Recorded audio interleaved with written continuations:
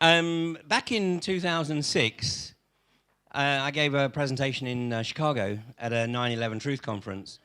And obviously being in Chicago and being in the States, I tried to present elements of 9/11 that weren't necessarily known to the, well, not just the general public, but even known at that time amongst the community, the rapidly growing community. There were 600 people there, by the way, the 9/11 Truth Conference. The video of my presentation is on YouTube, but you would never recognize me because it was actually 6 months before I got my hair cut. And after I finally kissed goodbye to the corporate check, I just sort of decided I was going to grow my hair. It would look pretty stupid now, but it was down here then. Anyway, but in that presentation, one of the things that I picked up and presented was that the alleged pilot of Flight 77, the flight that supposedly went into the Pentagon, you know, the one that flew in at 530 miles an hour at a flight of about 2.5 feet without leaving a mark on the lawn or any wreckage. But anyway, the pilot was a man by the name of Charles Burlingame. Now, coincidentally, Charles Burlingame had actually been the author of a training exercise that had been conducted at the Pentagon the previous year, in fact, almost exactly 1 year earlier, in October of 2000. And he was the architect of this exercise. It was a sort of emergency services training exercise. And the exercise was based on a plane crashing into the center of the Pentagon. And this is the guy who was allegedly the pilot of Flight 77 on that fateful day in 2001. Well, then a couple of years later, 3 years later, I happened to be obviously doing some work with Edge Media at that time. And one of the guests on the Edge was Phil McConnell. And I was talking with Phil McConnell, and I actually broached this issue in the program about Charles Burlingame. And Phil McConnell says, "Yeah, I was at flight training school with him." So you called him Chuck, I think. Chuck or Chick? Chick. Chick Burlingame. And anyway, so I had a very interesting conversation with Field, and he helped me start my car that night, if I remember, because... It was a diesel, and it didn't start easily. That's right. And you had to play with something between the seats. Yeah, we won't go there.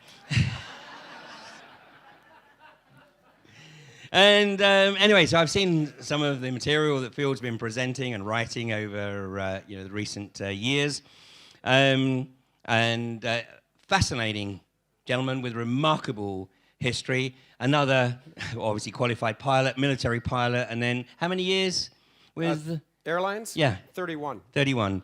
So he's got 1 or 2 hours under his belt, so might just know what he's talking about. So, ladies and gentlemen, please welcome Phil McConnell. Ian. Thank you very much for that kind introduction. You said belt. I've got a belt and a buckle, and here's your belt and buckle, and it's going to be I mean, your belts will come. We don't know your size. We think 28 or 30. Yeah. But there's your buckle. So thank you for having this great gathering, and thank you so much for inviting me.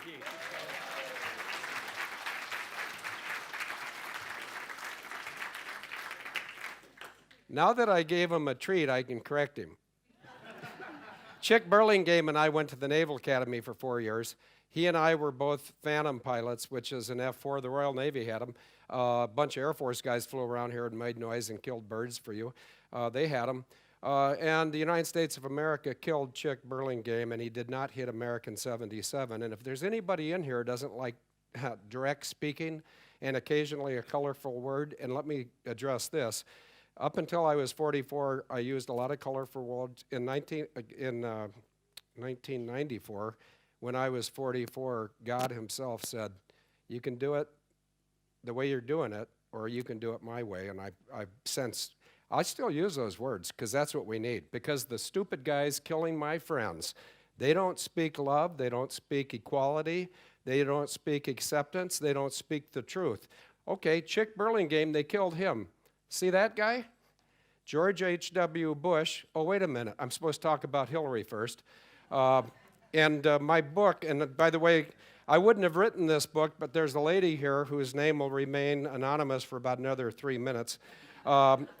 About January of this year, she said, Field, would you write one more book? And I said, no, because and I don't want to sound boastful. There's no ego in what I do. I've been called to do this. I've been prepared to do it. It's not about me. It's about you. It's about the world. It's about the truth. And it's about kicking the ass of the people that have killed my friends. And that brings up Hillary, because some asses are bigger than others. But frankly, I've dedicated my recent life, and I've dedicated this book to some people. And if I were to die in 3 minutes, the last 3 minutes, I would say none of this is about me and none of it's done by me. But the dedication in my book, which is, I don't have any here for sale. It's not about money, it's about truth.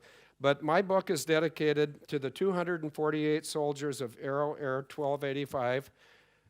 These guys right here, Arrow Air 1285, were killed under the orders of George H.W. Bush. The 18 soldiers killed at Mogadishu.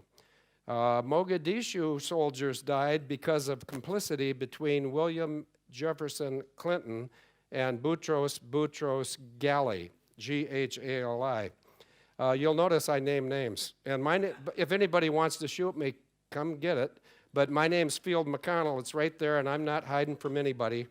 Pat Tillman was killed in Afghanistan I came here thinking British SAS people with SA-80 bullpup rifles gave him 3 223 rounds through the forehead. I got the rounds right. I got the forehead right. I think I have the rifle right. I think I have the shooters wrong. I think they were from Germany, and I found that information here. So if you think there's no value to the gathering of people, there's one more notch in your belt, Ian. The next group that I've dedicated this to are 38 men and a service dog named Bart of Extortion 17, the helicopter that was shot down on the 6th of August of 2011. And let's just name names and get right after it. The 5 senior people that authorized the murder of 38 men and a dog named Bart, that you may have heard the name Obama. It's not his name. His name is Barry Swatero. He went to my high school, Punahou School, Honolulu, Hawaii. He was in the class of 79. I was in the class of 67. His name, when he was registered there, was Barry Swatero, Punahou, 79, Indonesian Muslim. Do I hate Muslims? No. Am I afraid of Muslims? No. Did I ever fly in a Muslim airline? Yes. Did any of them ever try to kill me? No. If anybody's going to try to kill me, anybody guess which country that might be? Yeah, you're right. The guys I'm naming. So you got Obama, you got Leon Panetta, Secretary of Defense, you got a 4-star general named Martin Dempsey, who was the chairman of the Joint Chiefs at the time they blew up the helicopter. And I had the sad duty, I hope I get around to talking about this without crying, but some of the, parents from the SEAL family, I mean, there were 16 or so SEALs amongst the 38 men, and they sought me out, this couple, and I'll name their name, and they wouldn't mind, Billy and Karen Vaughn, V-A-U-G-H-N. Their son was Aaron Carson Vaughn, SOC, which means Special Operations Chief, USN, which means Navy. And by the way, if you think I'm being pro-military, I am. If you think I'm being pro-America, I'm not. If you think I shouldn't be pro-military, militaries should be used for defense. You guys call your phony baloney group the Ministry of Defense. Well, why are you dropping bombs on everybody? Okay? Over at my phony baloney country, which is simply an extension of your phony baloney country, we call it the Department of Defense. Well, I'd like them all to line up and kiss my derriere. That's French. Because we're not defending anything. We have no enemies. There are people in this room who hate America. Hey, why? Because of your foreign policy. Hey, we're on the same team. I hate the foreign policy, but it's not our foreign policy. It's yours. It's the Crown. It's the Vatican. It could be the royals. I don't know. But I think the royals should be informed of what the government's doing. I don't know that. I'm not a Brit, but I'm marrying a Brit, and we'll talk about her later. Notice I said her. Not that I'm thinking about any of your government people, Ted Heath. All servicemen killed by their own leaders. Let me read that one again. It's very important. All servicemen and women killed by their own leaders. That didn't say U.S. It didn't say Western allies. All servicemen of any military branch, of any country, of any era that have been killed by their leaders, if I could find you,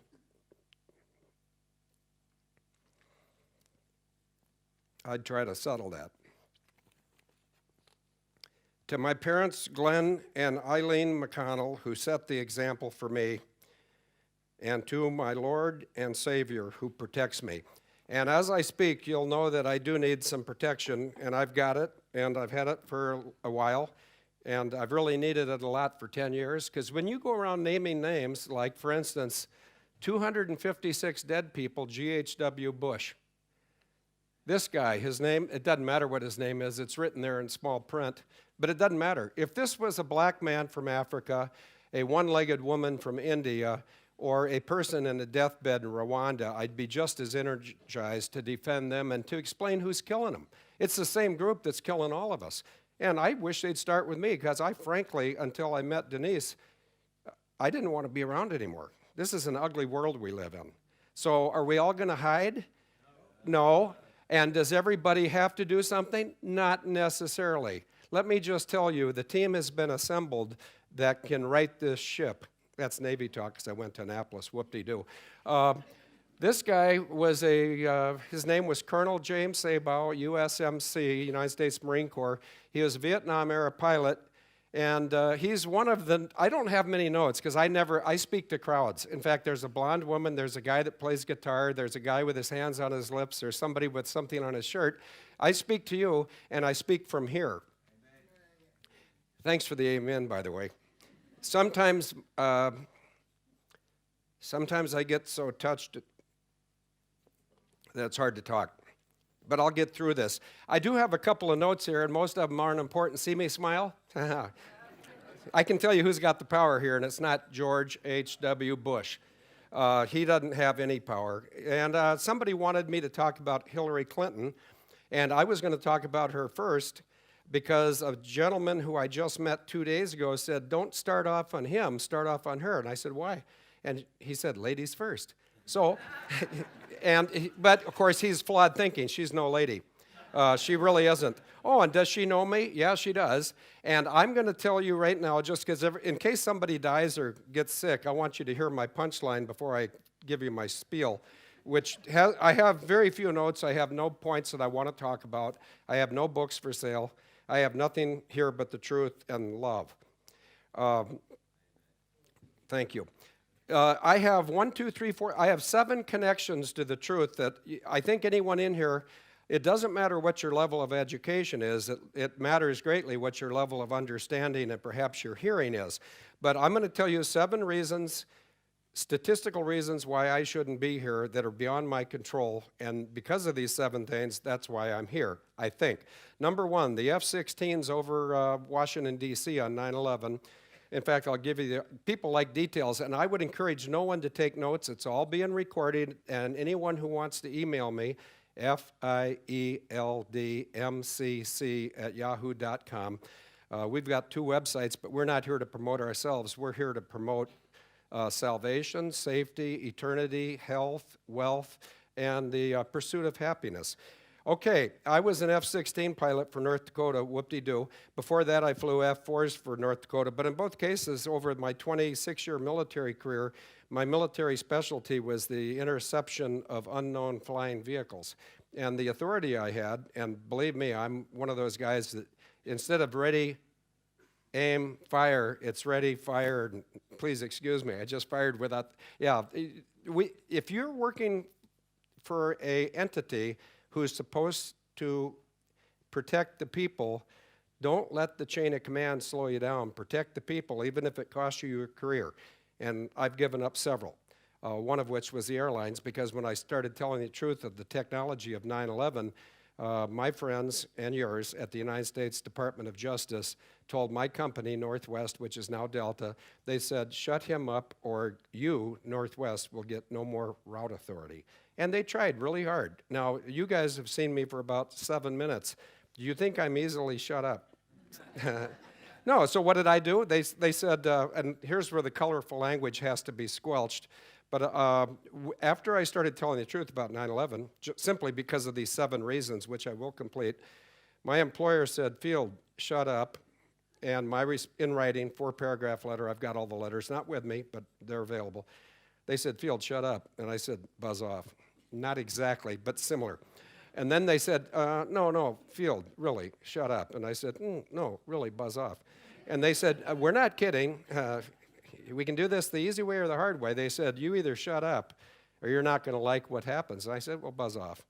And then they sent me the 4th letter, and I'm going to hold up these notes, not because I need the notes, and the guitar player will show you that there's nothing written on these notes.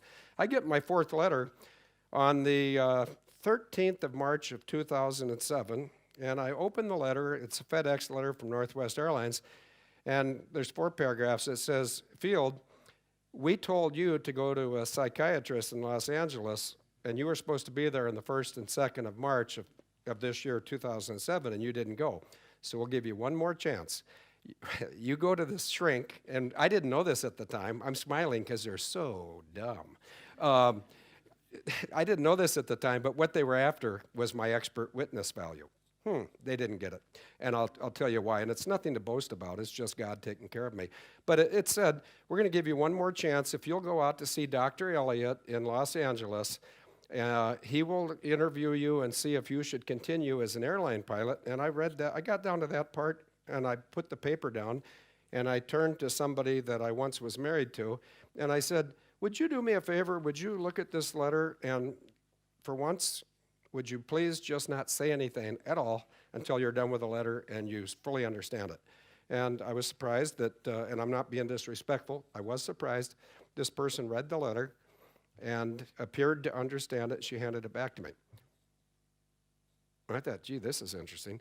But anyway, I said, and the time was 9:20 in the morning on the 13th of March of 2007. And I said, what do you think of that letter? She said, if that was a letter to me, I'd quit right now. And I said, well, there's 2 differences in our personality. You want to quit. I want to retire. I said, there's a big difference monetarily. I said, also, you want to quit right now, and I want to retire in 10 minutes, so this is your 9-minute warning. You've got 9 minutes left before I pick up the phone and retire. 9 minutes went by. It just so happened, well, never mind. It doesn't matter what we were watching, but if anybody has an interest later, I don't want to bore everybody. 9:30 in the morning on the 13th of March, the TV show, and I don't watch TV. I don't read the newspaper, but I was watching something encouraging. And by the way, we all need to be encouraged. It's a very, it's a very ugly world we live in, but we have so few perpetrators that it's my mandate, my privilege, my honor, and my purpose to make the perpetrators nervous of me, because I'm never going to get nervous of them. But anyway, I picked up the phone at 9:30. I called Northwest Airlines. A woman's name who I never can remember, but I'm upping my game for you, Ian. Her name was Ramona. She answered the phone in the chief pilot's office, and she said, Ramona. And I said, Ramona, are any of the 3 chief pilots here today? She said, yeah, one of them. And I said, which one? And she said, when I name names, by the way, it's because I want everybody to understand the whole truth. She said, yeah, Tim Butel is here today. And I said, could I please speak to Tim? So a couple minutes later, Tim gets on the phone and says, Tim Butel. And I said, Tim, this is Field McConnell. Have you heard anything interesting regarding my employment? And he said, no, I've just heard little bits and pieces, which means, yeah, I know everything that's going on, but I don't want to humiliate you. Anyway, I said, well, regardless of how much or how little you know, I want you to know that you need to retire me today and get me off the property. He said, oh, no, you know that takes 6 weeks or 60 days? And I said, yeah, I know that. I said, that's normal. I said, this is not normal. I said, you need to get me retired today because of what I'm going to do tomorrow. Because Northwest Airlines doesn't want any part of me tomorrow. And he said, okay. And he said, yeah, well, that's right. And Northwest Airlines is one of the safest airlines in America. Now it's Delta, and they're one of the biggest airlines in the world. But they can't afford this because this truth doesn't play well in boardrooms or in stockholder, whatever you call those guys, the the stock thing.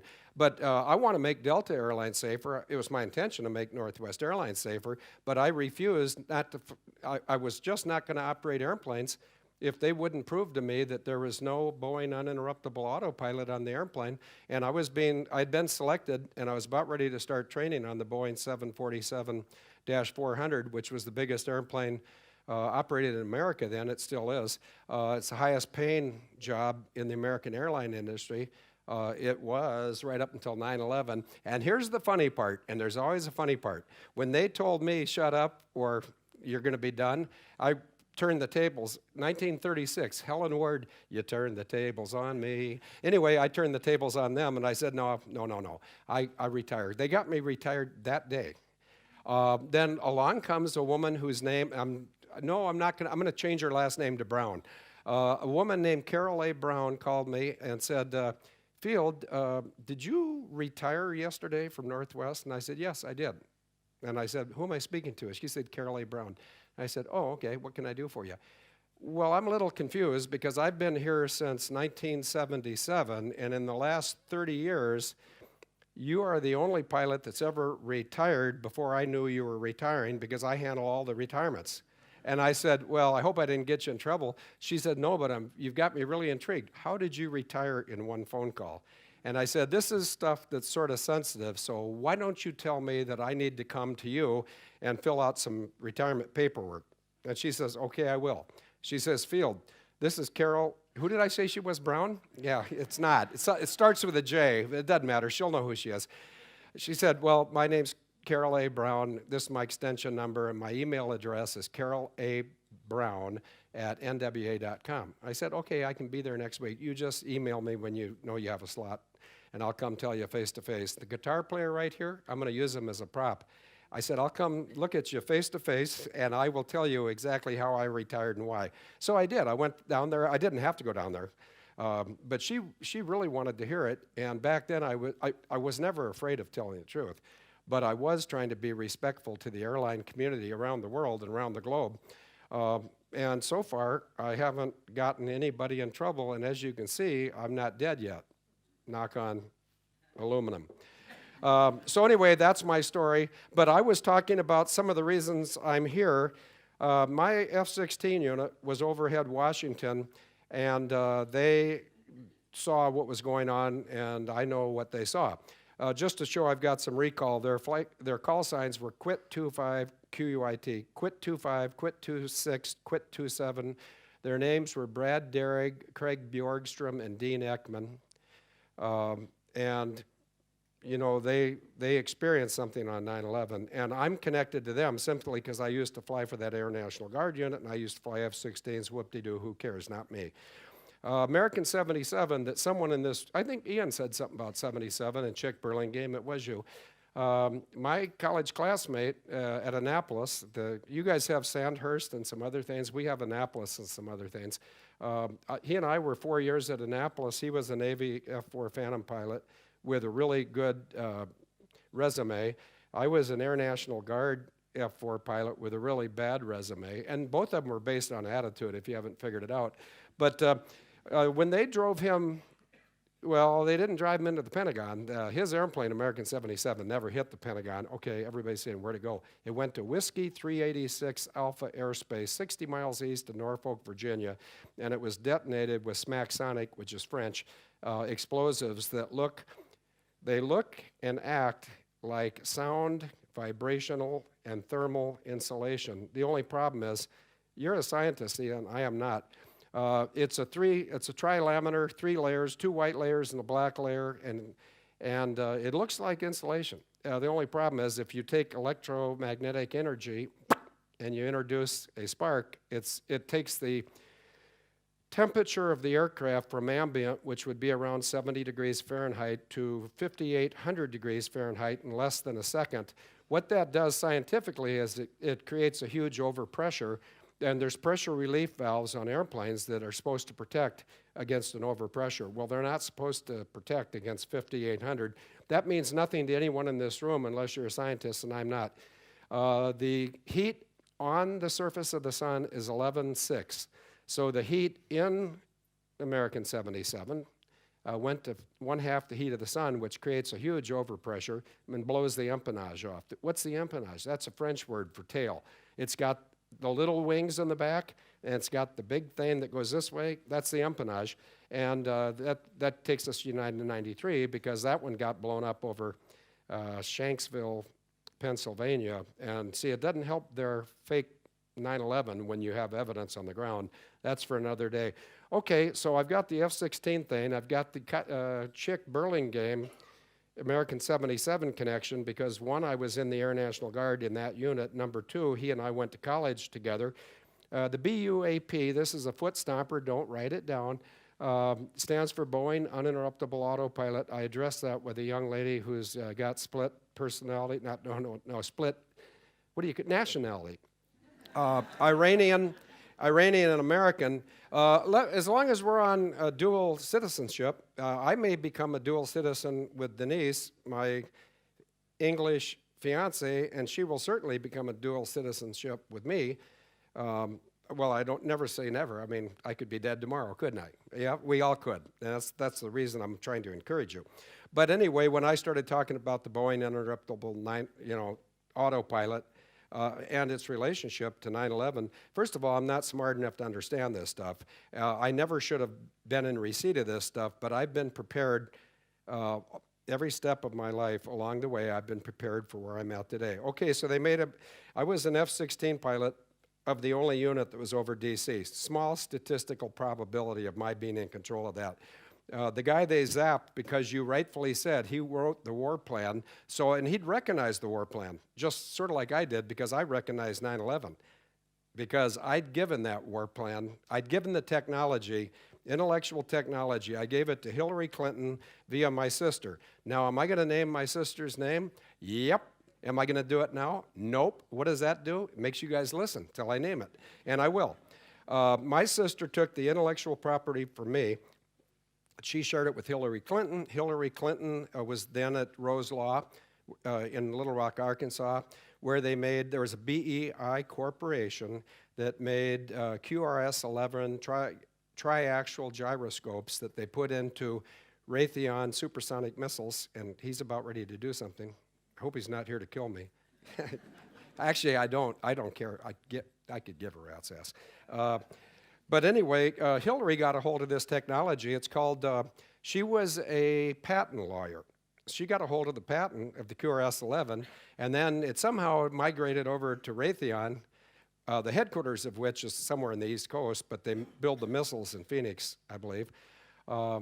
So that's a connection I have, the Boeing Uninterruptible thing. Just like Chick Burlingame would have recognized the plan for the exercise that went rogue. That's what 9/11 was. It was an exercise, and it went rogue. If he were alive then, he would have recognized it, and he would have blown the whistle. Well, I'm still alive. I did recognize it. I did blow the whistle, and I'm not dead yet, but they can come and get it anytime they want. The next thing that puts me in a unique position is this guy right here, Colonel James Sabo. And this book right here has been signed. Ian, you're going to sign this, I hope, or I want my belt buckle back. But it's been signed by a couple people. Michael Shrimpton was the first guy to sign this book. In fact, no, you're the only guy to sign this book, Michael. Thank you very much. Several other people have been selected to sign this book, Ian being one, and there's about 5 people from the organization, which doesn't exist, called Able Danger, which is on my belt buckle, and my belt buckle does exist, but Able Danger doesn't. But the people trying to destroy the world, they think we do. And they can't believe, well, just let me tell you what they think. They think that we had 10,000 agents 3 years ago. They're not right. But anyway, we know they're not right, or they wouldn't be trying to destroy us all. Back to my lack of script. Of all of the pilots in the world, what are the statistical probabilities that you got a guy connected to the F-16s on 9/11, college classmate to American 77 on 9/11, gave the intellectual property to Hillary Clinton for 9/11, was in a recruiting magazine with him in 1974. In fact, I'm not going to take the time, but during the workshop tomorrow or later today, if you see me in this book, in here is a picture of me as a young, healthy, skinny guy that believed what my commanders told me occasionally. And then there was this guy who was really, I don't use the H-E-R-O word. There's no H-E-R-Os. I would say Dr. Downing and, all the speakers, but then the Willem, these guys are much more heroic because they're talking truth to power. And as far as the power goes, I work for the most powerful entity in the world. Some of you don't believe that. That's okay. I still work for him. The odds of me being through those four things, and those four things again, the F-16s, American 77, Boeing uninterruptible autopilot, this guy, Recruiting Magazine, what are the odds that in March of 2014, when Malaysia 370 went down, the only pilot from anywhere in the world that I'm aware of that was called to Malaysia to tell them where their airplane was me, and I went. Excuse me for coughing. How did that happen? Well, the day it went down, which was the 8th of March, let me back up. The day it is alleged to have gone down, and it may have, that was the 8th of March. Before, where I live in Wisconsin, before the sun went down that day, we had a YouTube out, and I will speak very slowly because some of you might want to go to your room and watch this. It takes 6 minutes. Boeing uninterruptible autopilot. When you see that, or if you see it, you'll think, boy, field is really fast. Well, if it was me who made it, you'd be right. I didn't make it. Somebody who knows what I talk about, who respects what I do, and he knows I'm not a glory hog, and I'm not going to live forever, so let's let her rip. He put out a YouTube about my true history, so who would write my true history in our YouTube other than me? I don't have the technological skills to make a YouTube, and Matt knows it, because I had to go get help to get this thing put on a stick, because I didn't know what a stick was. But I do know where to stick things. And so let me stick a few more people here. I went to Malaysia. They called me on March 22nd, which was a Saturday, 2 weeks after the airplane event. And they said, would you be willing to come here and tell us what you think happened? And I said, yes. Today's Saturday, I can leave tomorrow. They said, oh, wait a minute, you moved too fast. And I said, well, you want to know the answers or not? You know, they said, yeah, but we need to get certain people in position. And the certain people were 4 members of the government, either then the current administration or the immediate prior administration. And we need to get together 15 supposed experts from the airline. And they got both groups together. I left Minneapolis on the 15th of April of 2014. I spent 4 nights down there. I spilled my guts. I told them what happened. But one of the smartest things I've ever done, and it's not because I'm smart, it was an inspiration. After I accepted the invitation to go speak to them, pardon me while I try to keep from coughing, out of nervousness, I assure you. Between when they asked me and I accepted and when I left, which was 15th of April, I put in writing on the 29th of March of 2014, I put in writing, sent to them, and I published it on the internet.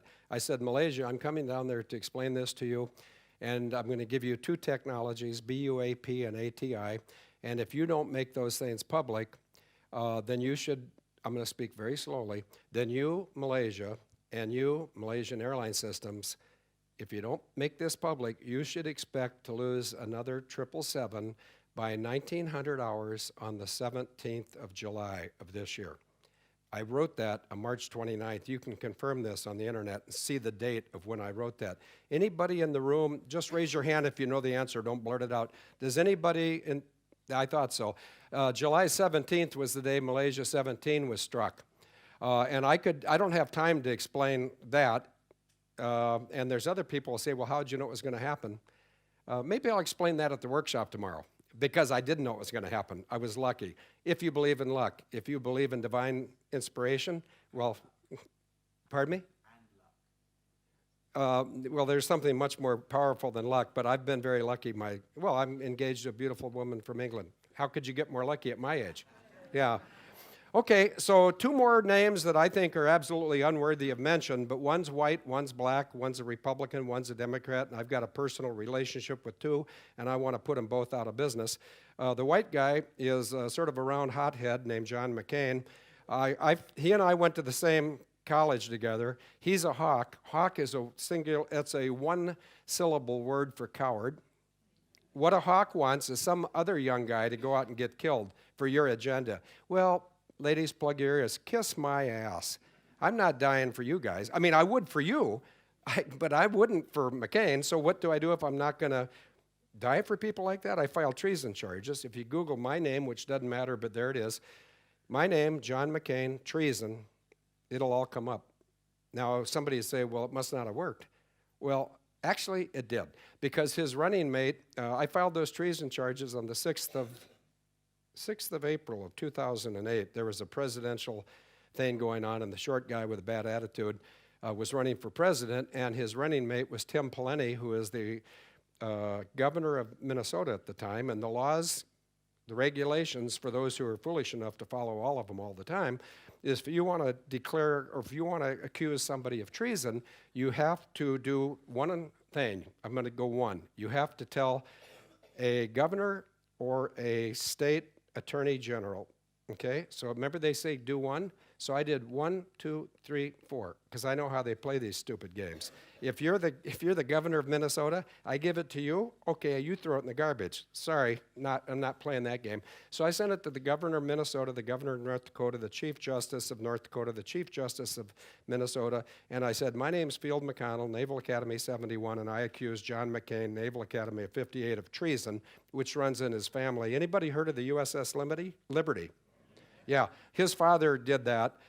His grandfather and his father were admirals in World War II, and they've been accused of treasonous acts, and I'm comfortable in my heart they're guilty. So I think I pretty well just disparaged his reputation. By the way, he's running for election, and he's come out and said, re-election, excuse me, he said if Donald Trump gets elected, my ass is grass. Well, let's not wait for Trump. Let me turn it to grass for you. Then I've got the white short guy. Now let's get the black tall guy, Obama. Well, first of all, his name is not Obama. And I would never be foolish enough to name the name Obama and try to get back into the U.S. day after tomorrow. So let me change. You must have misrecorded something. What I said clearly was Barry Swatero, Punahou 79. When he graduated from my high school, he was listed as an Indonesian Muslim. When he went to college, Occidental College in L.A., he was a Fulbright scholar. No more questions, we have no more time, but a Fulbright scholar, just like a Rhodes Scholar, these are guys that have to be foreign students. Well, he couldn't have had a Fulbright scholarship if he wasn't a foreign student, and he was. He was an Indonesian. Oh, okay, well, then what happened? Then he went to another college somewhere, and he was a foreign student. That was Columbia, where, strangely enough, none of the other college kids ever saw him. Did you ever see him? Nope, never saw him. Okay, part of the reason they didn't see him, he is over in Pakistan on an Indonesian passport, under the name Barry Swatero, and he was working with a guy who, if I said Tim Osman, you wouldn't recognize it, I hope. You might recognize the name Bin Laden. Yeah, and so he was in Pakistan, Quetta, Q-E-T-T-A, and he was working with Bin Laden, and his mother, his mommy was over there with him, and his grandmother, I think. We'll check that out. But anyway, he was over there working as a CIA agent, allegedly, and you can't be a U.S. citizen in Pakistan, not in 1981. You can't use a U.S. passport to get there. So if he were standing right here, first thing I'd do is I'd take the heel of my boot and I stick it on the ball of his foot, and then when he tipped over, I'd probably be unkind also. But he's really confused about who he is. When he went to my high school, he was Barry Swatero. When he went to Pakistan, he was Barry Swatero.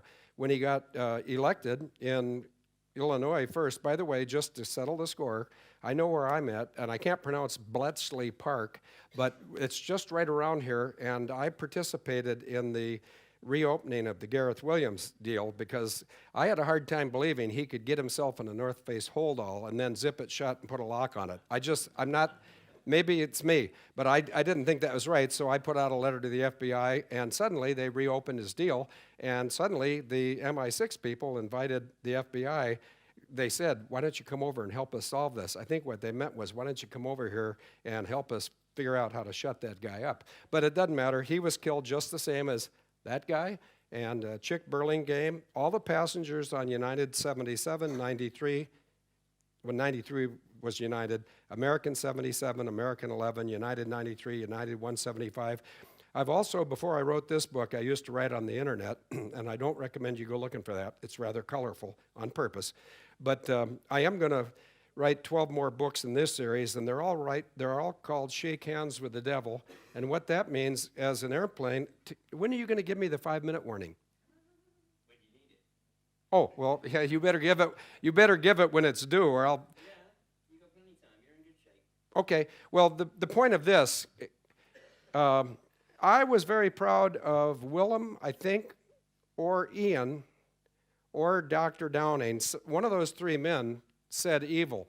Well, if you cover up the D, what do you get? You get evil. Most people in this room, or let me rephrase that. Many people in this room don't believe evil exists. I'm here to tell you it does. I'm not making you nervous. I can tell you that the people that are going to engage evil have been assembled, and we're better at our jobs than they are at theirs. That's why I freely stand before you and say Obama, McCain, Hillary Clinton, David Cameron, Tony Beliar. Is it Beliar? Yeah. I can never remember the names of the swine ministers. But all of these people that think they're powerful, well, I work for a power that's much greater than them. They come and go. Where's Ted Heath? I don't know. He might have fell off the morning cloud again. I think that was the 2nd of September of '74 when one of the boats got destroyed in a storm. Well, never mind. That was unkind.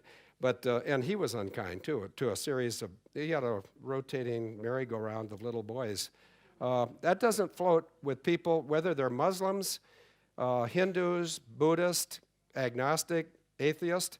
Unless someone is a pedophile, pedophilia doesn't float. And I've been around the world, and I've talked to everybody, and nobody likes it except the guys and the gals that do it. And our governments, UK and US, the common thing that gets all of these things that I would call evil, the common denominator is pedophilia.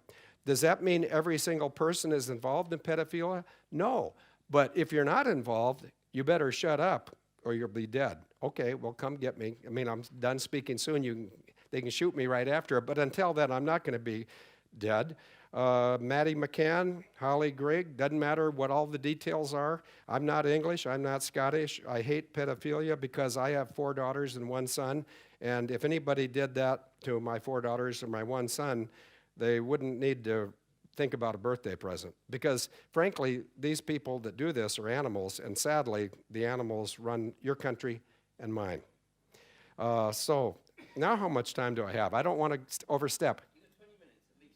Oh, great. Then let me talk. I don't have much here on my notes that's important, but several things that I've heard that greatly encourage me. He said, I think it was you, that said spiritual.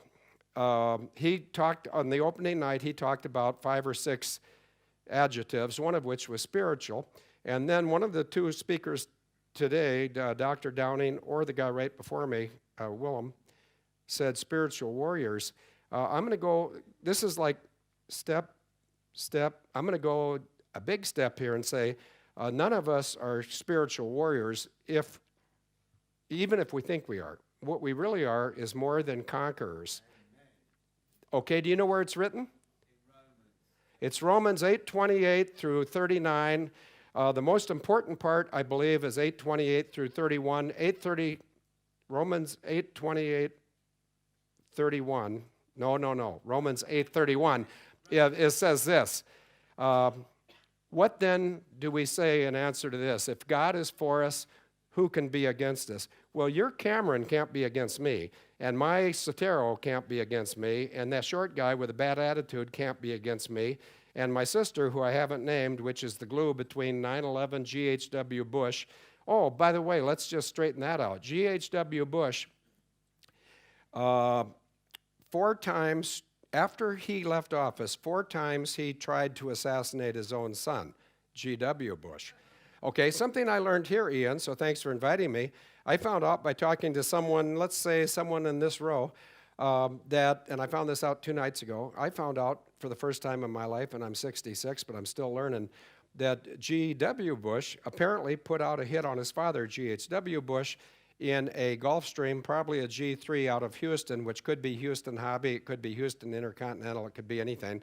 But apparently GHWB got wind of this, so he let the airplane go. Oh, that's really brave, isn't it? Okay, but he didn't go with it. Okay. Well, anyway, the airplane went down and he didn't, and he's still around. Now, do I hold any hatred towards G.H.W. Bush? No, I don't lower myself to hatred. I try to elevate myself to love. I love everybody in this room. I love the 7 billion people around the world. And anybody named G.H.W.B. or Barry Soetoro or John McCain or Hillary Clinton, any of those people that want to kill random people just to show how powerful they are, I say, well, wait a minute, let's just slow down. Let's give it 48 hours and meet me at high noon, any street, any of the country. You know, I've been around the world. I've been in Muslim nations. I've spoken like this directly to groups of Muslims. And I've never had a Muslim try to kill me. I've never had a Brit try to kill me. I've never had an American try to kill me. The only resistance I've ever had is from my own government. Well, they come and go, don't they? And look at yours. The thing that holds these governments together is pedophilia. So maybe just like the previous speaker was talking about, maybe if we, not previous, that was last night, maybe if we take care of Palestine, we take care of the world. Yeah, maybe we do. I mean, I didn't ask to be born in Fort Worth, Texas in 1949. I just plopped out, okay? You guys didn't ask to be born. People in Kazakhstan, Rwanda, they didn't ask to be born there. Palestine's no different. Bosnia, Serbia. I know I have 4 daughters. I think one of them's engaged to a Serb, but it could be a Croatian. I'm not really good with geography. But some people would say, your daughter's going to marry somebody from another country? My answer is a quick one. Yeah, so am I. Who cares? Are we the same or are we different? You know, so it's a huge upgrade to me to go from an American model to a British model.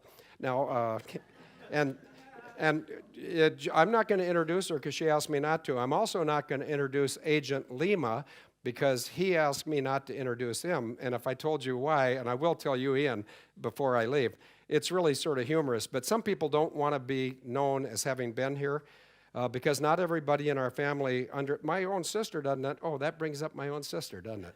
Yeah, well, I'll give you her name before I leave. When you give me the 2-minute warning, out comes her name. G.H.W. Bush, he's one of the targets of this. In fact, I wonder if his name's back here. No, it's not. Let's do something more positive than talk about the negative people. Let me give you from my own book, and I'm not trying to sell books, not at all. I'm trying to tell the truth and scare bad guys, and I'm doing both. I wish preface. I don't remember a preface. Acknowledgments. Let me read this briefly. There are numerous individuals without whom this book and this series would not be possible. None of them seek credit, so their real names will not be used, like Agent Lima. However, without the support of Agents Hawk, Barry M. Hall, and Tillman, this book would never have been written. If not for the encouragement of my fiancée, Denise, it would never have been considered. I just got tired of writing. But now I'm doing something different. Now I'm publishing, and I'm also speaking. And after I'm gone, the words will still be here. And after I'm gone, the words will still be accurate. Having said that, if the perpetrators of these heinous crimes had not violated their oaths and killed innocent servants honoring their oaths, this truthful revelation would not be necessary, and the fictional characters would not need to discover and expose. Further, if it were not for God himself calling me to service, I dare not write this. Now, I just said expose, and watch this, they're going to get nervous. I knew you would. On the back of this belt buckle, it says Ephesians 5:11. What that says is have nothing to do with the evil deeds of darkness, but rather expose them. That's what I do in one sentence. And does it cause me concern to do it? Not the least. I've been asked to do it. I will. If I die doing it, what's the point? Well, if I die speaking the truth, your sales are going right through the roof. Because they'll want to say, what was the last thing he did? He went to Ian's.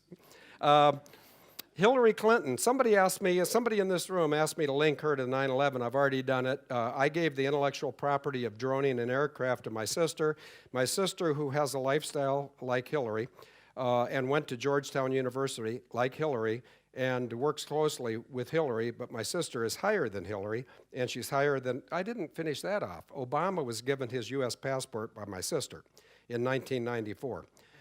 And I will give you my sister's name, but you're going to have to stay awake for it. The link to 9/11 is my sister. I've written books. Michael Shrimpton talked about a bunch of these aviation things. I've coined the term, which you can Google. If you Google my name plus Baker's dozen, those are the first 12 airline crashes that I rationalized or explained. See, I don't play fair, and these people trying to kill you and me, they don't play fair either. So it's like John Lennon's mind games. Okay, who's got the greater mind, me or John McCain? It doesn't matter, because I'm not using my mind and my information and my nerve. I'm using something much more powerful. The Baker's dozen, see, I sort of played a mind game with them. I told them these 12 airplanes have something. I never told them, actually, that there were 4 before that, the 4 9/11 airplanes. It's all the same technology. It's all the same perpetrators. I've named G.H.W. Bush. I'm going to name my sister. I've named Hillary.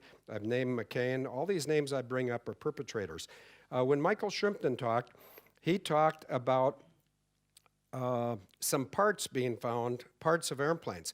Well, I'm not trying to steal his thunder, and I mean, we're on the same team. That's why I stood up to defend him earlier today. And being on the same team, the only thing we need to have in common is the truth and the willingness to speak it. But I'm trying to remember the date. It's June 25th of 2014.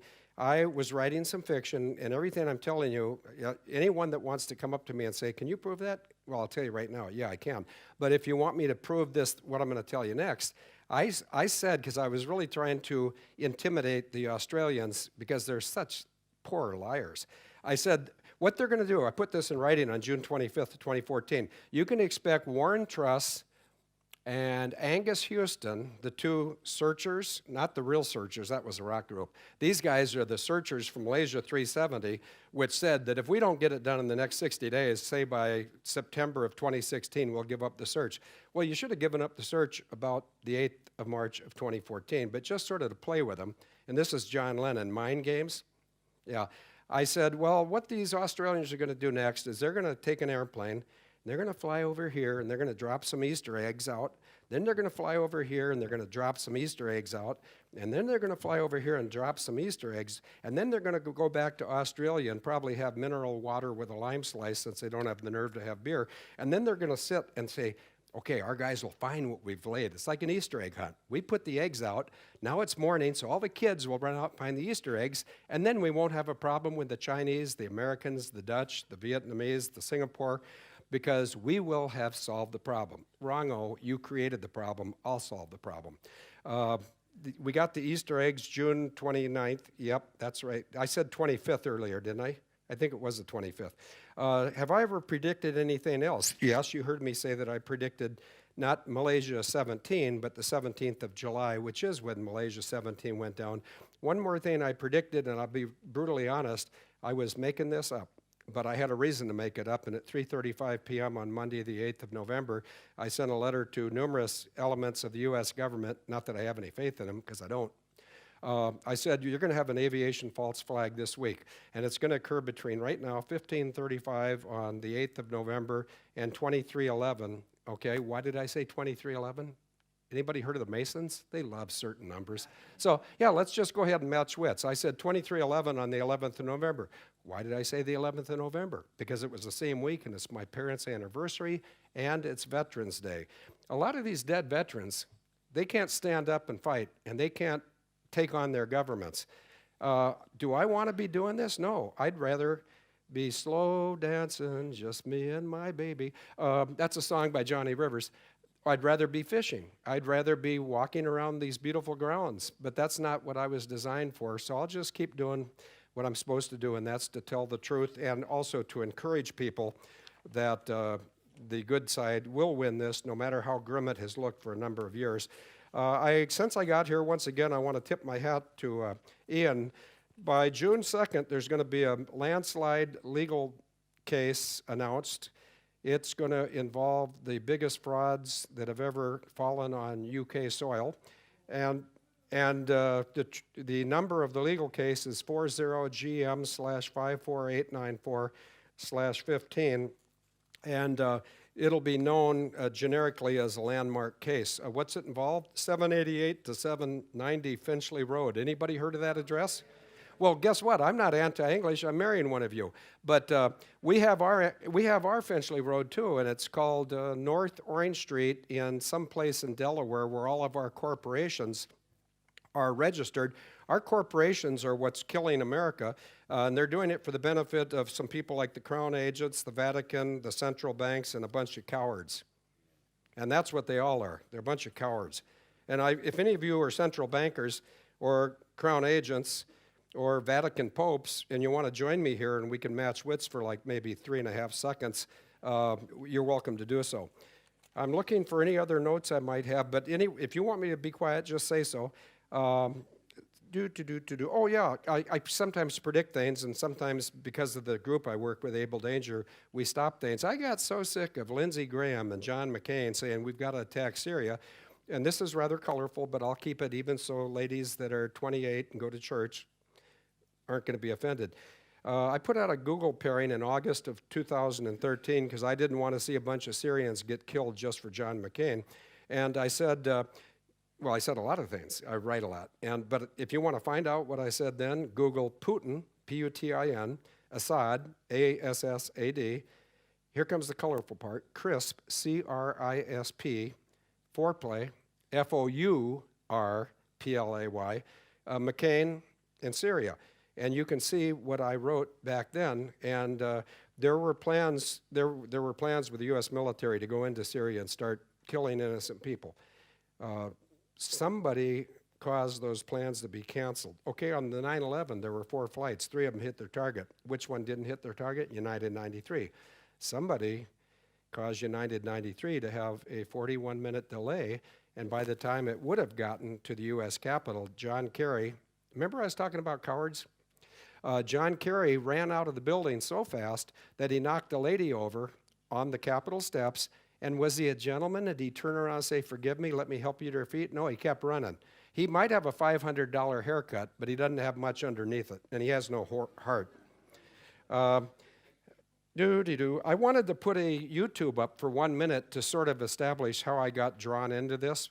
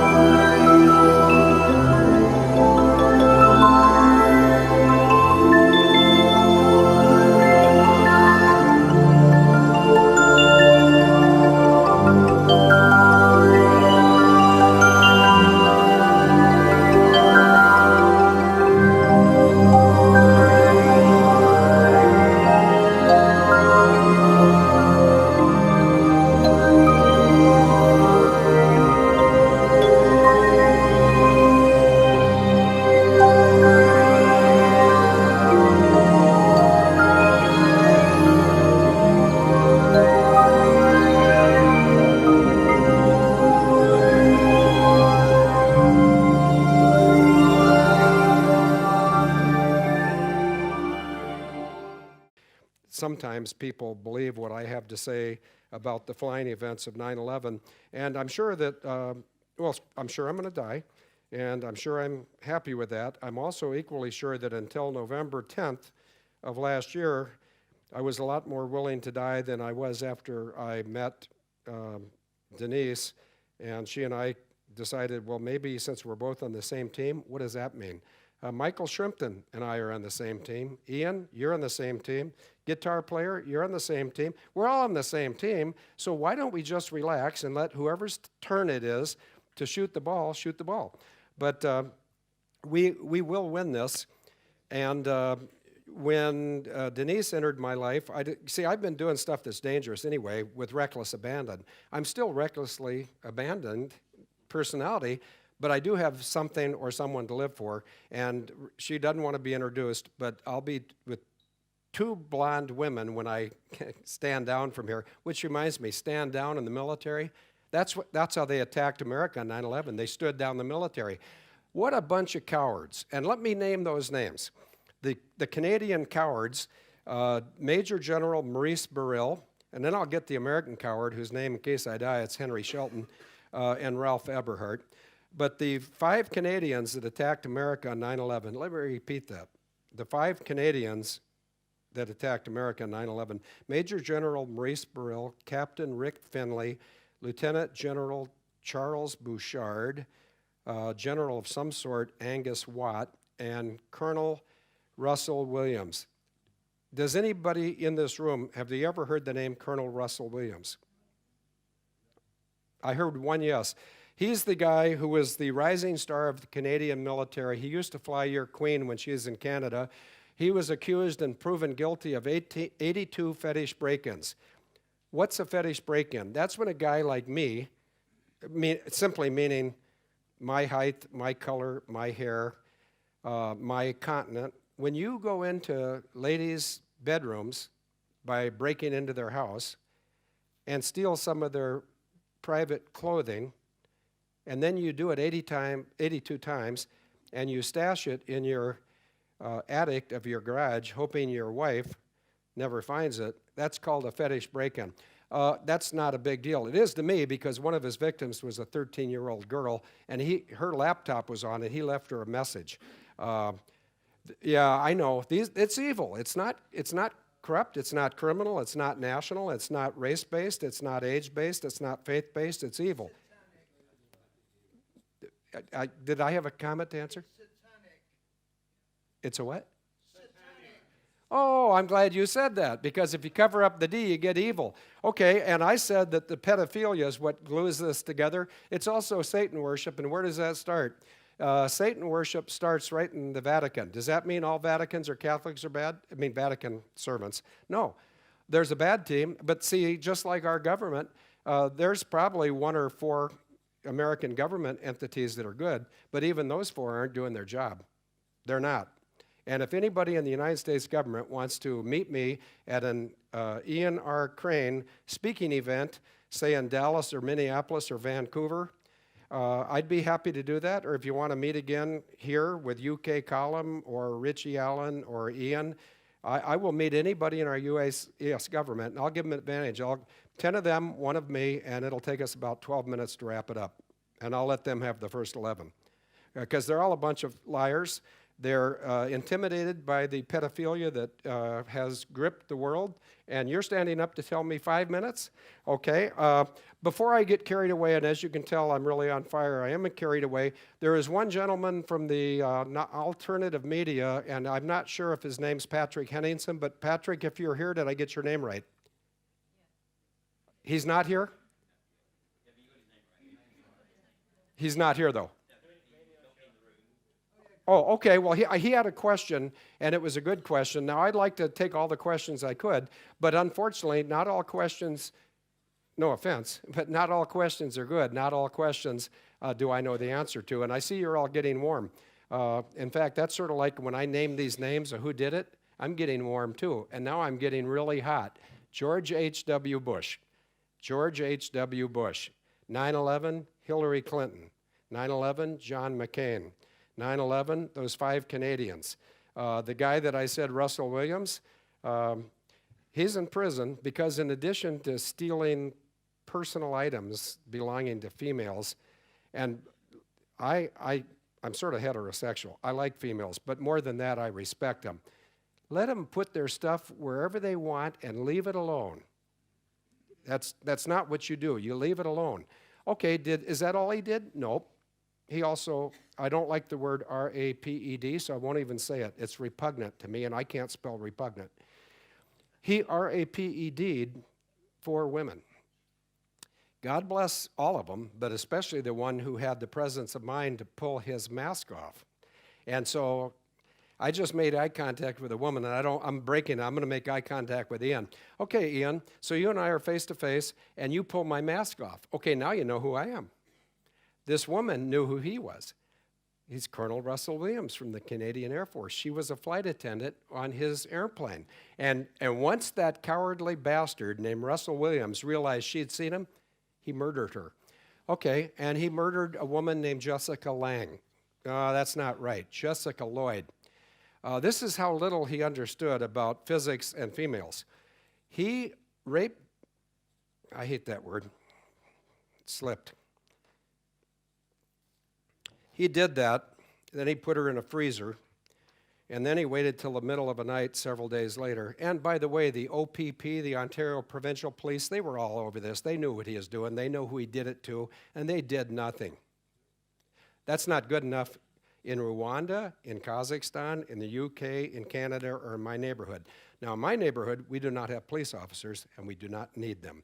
Okay, here's where he didn't understand women very well. And by the way, it doesn't matter, but, well, no, I'll leave it at that. It just doesn't matter. But when he hung her in a tree, thinking that if he hung her by her ankles, that there'd be no DNA evidence, Russell, note to Russell, if you're going to hang another woman who's dead and you don't want the DNA, anyway, he didn't know anything. If he did, he wouldn't kill another human. But I've named enough names. I can name a lot more names, but I think I'm out of time, aren't I? So let me say thank you very much. It's my blessing to be here, and I can't believe your courage for allowing me to come speak. So thank you. My sister's name is Christine with a K, K-R-I-S-T-I-N-E, Marcy, M-A-R-C-Y. She invented, because Jimmy Carter asked her to in 1978, he said, Christine, would you start the United States Senior Executive Service? In 1979, she created the United States Senior Executive Service. She participated in Branch Davidian. She participated in the Murrah building. She participates in all the false flags. And is she my only sibling? Yes. Would I pull the trap on the gallows? Yes. 1,000 times over, yes. You don't kill anybody and think, I'm going to like you because you're my sister. I rest my case.